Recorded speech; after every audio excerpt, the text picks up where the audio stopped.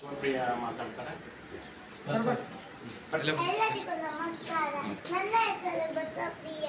ಈ ಒಂದು ಸಭೆಯಲ್ಲಿ ಮಹಾತ್ಮ ಗಾಂಧಿ ಅವರ ಬಗ್ಗೆ ಮಾತನಾಡಲು ಬಯಸುತ್ತೇನೆ. ಮಹಾತ್ಮ ಗಾಂಧಿ ಅವರು ಹುಟ್ಟಿದ್ದು ಗುಜರಾತಿನ ಪೋರ್ಬಂದರ್ನಲ್ಲಿ ಜನಿಸಿದರು.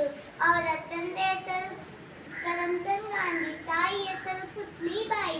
ಅವರ ಪೂರ್ಣ ಹೆಸರು ಮೋಹನ್ ದಾಸ್ ಕರಮ್ಚಂದ್ ಗಾಂಧಿ. ಅವರಿಗೆ ಮಹಾತ್ಮ ಎಂದು ಏಕೆ ಹೆಸರು ಬಂತೆಂದರೆ ರವೀಂದ್ರನಾಥ್ ಟ್ಯಾಗೂರ್ ಅವರಿಗೆ ಮಹಾತ್ಮ ಎಂದು ಕರೆದರು.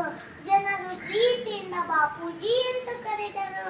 ಸುಭಾಷ್ ಚಂದ್ರ ಬೋಸ್ ಅವರಿಗೆ ರಾಷ್ಟ್ರಪಿತ ಎಂದು ಕರೆದರು. ಇದಕ್ಕೆ ಅವರ ಮೂಲ ಹೆಸರು ಹೀಗೆ ಆಯಿತು. ಅವರು ಬಾಲ್ಯದಲ್ಲಿ ಕತ್ತಲೆ ಎಂದರೆ ಭಯ, ಏಕೆಂದರೆ ಕತ್ತಲೆಯಲ್ಲಿ ಭೂತ, ಕಳ್ಳರು, ದರೋಡೆ, ಕೋರರು, ವಿಷಸರ್ಪ ಹೀಗೆ ಮುಂತಾದ ಜೀವಿಗಳು ಬರುತ್ತವೆಂದು ಅವರಿಗೆ ಭಯ. ಹೀಗೆ ಅವರು ಕತ್ತಲೆ ರಾತ್ರಿಯಾಗಿತ್ತು. ಒಂದು ಕೋಣೆಯಿಂದ ಆಚೆ ಕೋಣೆಗೆ ಹೋಗದಿತ್ತು. ತುಂಬಾ ಗಾಢವಾದ ಕತ್ತಲೆ ಇತ್ತು.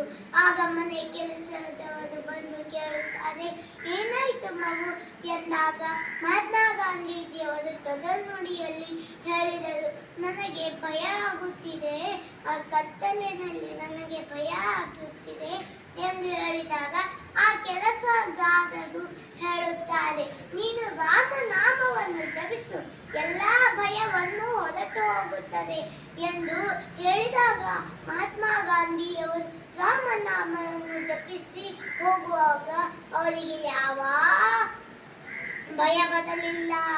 ಹೀಗೆ ರಾಷ್ಟ್ರ ಮಹಾನ್ ಪುರುಷರಲ್ಲಿ ಮಹಾತ್ಮ ಗಾಂಧೀಜಿಯವರಿಗೆ ಕೂಡ ಒಂದು ವಿಶಿಷ್ಟ ಸ್ಥಾನವಿದೆ. ಅವರು ತಮ್ಮ ಪ್ರಾಥಮಿಕ ಮತ್ತು ಪ್ರೌಢ ಶಿಕ್ಷಣವನ್ನು ರಾಜ್ಕೋಟಿನಲ್ಲಿ ಮುಗಿಸಿದರು. ನಂತರ ಅವರು ಲಂಡನ್ನಲ್ಲಿ ಕಾನೂನು ಅಭ್ಯಾಸ ಮಾಡಿದರು. ಅವರು ಇಂಗ್ಲೆಂಡಿಗೆ ಹೋಗಿ ಅವರು ಕಾನೂನು ಕೆಲಸ ಮಾಡಿದರು. ಅವರ ವೃತ್ತಿಗಳು ಏನೆಂದರೆ ರಾಜಕಾರಣಿಯಾಗಿದ್ದರು, ಮತ್ತೆ ವಕೀಲರಾಗಿದ್ದರು, ಬರೆಹಗಾರರಾಗಿದ್ದರು.